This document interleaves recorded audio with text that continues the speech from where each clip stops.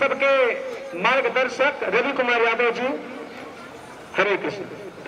हरे कृष्ण। जय శ్రీరామ్।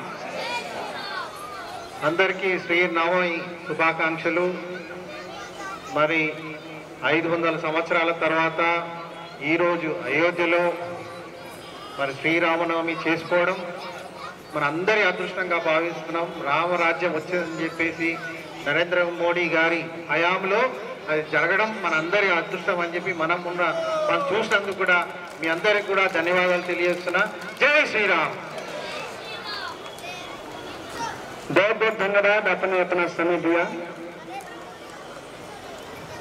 सभी लोग अपने कर कमलों से दोनों हाथ से थोड़ा ताली बजाते हुए आशीर्वाद प्रदान कीजिए। हरे कृष्ण।